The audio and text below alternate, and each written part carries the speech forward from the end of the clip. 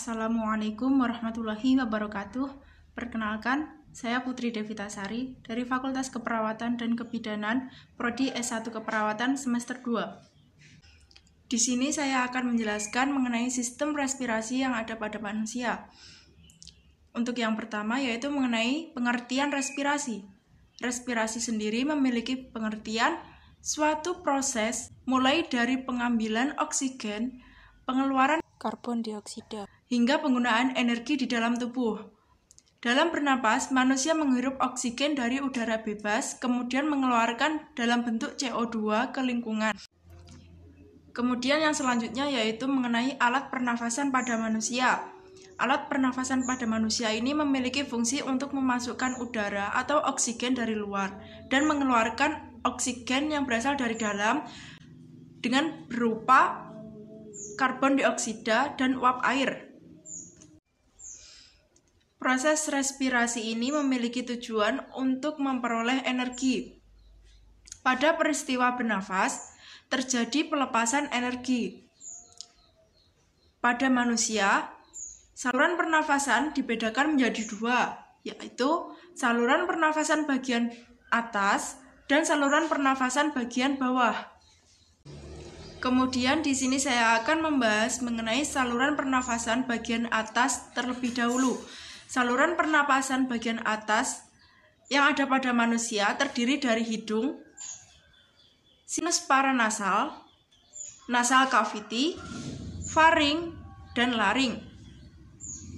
Saluran pernapasan bagian atas ini memiliki fungsi sebagai penyaringan, menghangatan, dan melembabkan udara yang terhirup. Yang selanjutnya yaitu saluran pernafasan bagian bawah yang terdiri dari trakea, bronkus, dan memiliki cabang bronkiolus, paru-paru, dan yang paling terakhir adalah alveolus. Saluran pernapasan bagian bawah ini memiliki fungsi untuk mengalirkan udara dan memproduksi surfaktan. Selanjutnya, mari kita kupas satu persatu mengenai saluran pernafasan yang ada pada manusia. Yang pertama yaitu hidung atau cavum nasalis. Rongga hidung dimulai dari vestibulum, yakni pada bagian anterior ke bagian posterior yang berbatasan dengan nasofaring. Pada saluran ini, udara dari luar akan masuk melalui rongga hidung atau cavum nasalis. Rongga hidung ini berlapis selaput lendir.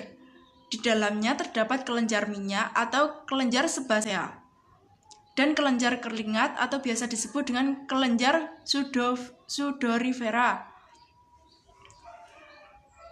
Untuk selaput lendir sendiri memiliki fungsi untuk menangkap benda asing yang masuk lewat saluran pernafasan. Selain itu, terdapat juga rambut pendek dan tebal yang berfungsi untuk menyaring partikel kotoran yang masuk bersama dengan udara. Pada alat pernafasan ini, terdapat konka yang mempunyai banyak selaput darah yang berfungsi untuk menghantarkan udara masuk ke dalam. Di sebelah belakang rongga hidung, terhubung dengan nasofaring melalui dua lubang yang disebut choanae. Yang kedua yaitu faring atau tenggorokan. Udara dari rongga hidung kemudian diteruskan ke faring. Faring merupakan percabangan dua saluran, yaitu saluran pernafasan atau nasofaring pada bagian depan dan saluran pencernaan atau orofaring pada bagian belakang. Pada bagian belakang faring atau posterior terdapat laring atau tekak, tempat terletaknya pita suara atau pita vokalis. Masuknya udara melalui faring akan menyebabkan pita suara bergetar dan terdengar sebagai suara. Alat pernafasan yang selanjutnya yaitu pangkal tenggorokan atau laring. Laring merupakan suatu saluran yang dikelilingi oleh tulang rawan. Laring berada di antara orofaring dan trakea, di depan lariofaring. Salah satu tulang rawan pada laring disebut epiglotis. Epiglotis terletak di ujung bagian pangkal laring. Laring diselimuti oleh membran mukosa yang terdiri dari epitel berlapis pipih yang cukup tebal sehingga kuat untuk menahan getaran-getaran suara pada laring. Fungsi utama laring adalah menghasilkan suara dan juga sebagai tempat keluar masuknya udara. Saluran pernafasan yang selanjutnya yaitu batang tenggorokan atau biasa disebut dengan trakea. Tenggorokan berupa pipa yang panjangnya kurang lebih 10 cm. Terletak sebagian di leher dan sebagian di rongga dada atau toraks.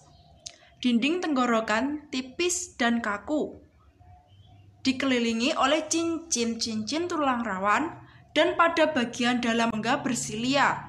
Silia-silia ini memiliki fungsi untuk menyaring benda-benda asing yang masuk ke dalam saluran pernafasan. Kemudian, dari batang tenggorokan tadi memiliki cabang, yaitu cabang batang tenggorokan atau biasa disebut dengan bronkus. Tenggorokan atau trakea bercabang menjadi dua bagian, yaitu bronkus kanan dan bronkus kiri. Struktur lapisan mukosa bronkus sama dengan trakea. Hanya saja tulang rawan bronkus terbentuknya tidak teratur dan pada bagian bronkus yang lebih besar cincin tulang rawannya melingkari lumen dengan sempurna. Kemudian dari bronkus tadi masih terdapat percabangan lagi. Cabangnya disebut dengan bronkiolus. Bronkiolus ini merupakan saluran nafas yang tidak memiliki kartilago atau tidak berkartilago. Pada saat paru kolaps, bronkus besar masih tetap paten, sedangkan bronkus kecil, bronkiolus, dan alveolus ikut kolaps.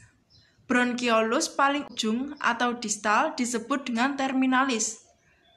3-5 bronkiolus terminalis membentuk asinus.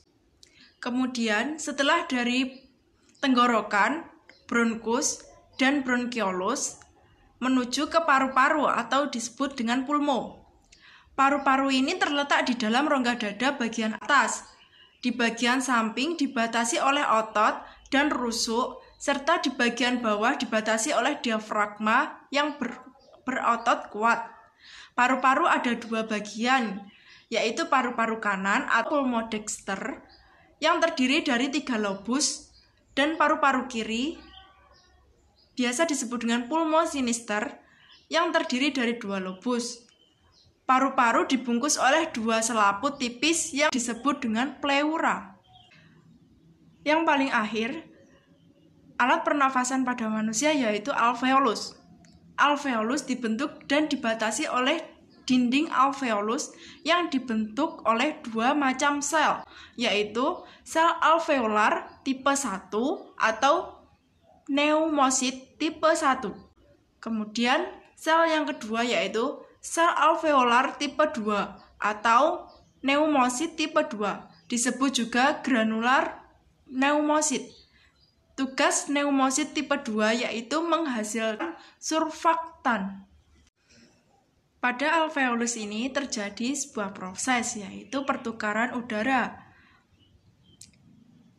Udara yang masuk berupa oksigen dan setelah masuk ke alveolus dikeluarkan berupa karbon dioksida. Yang selanjutnya mengenai respirasi pada manusia.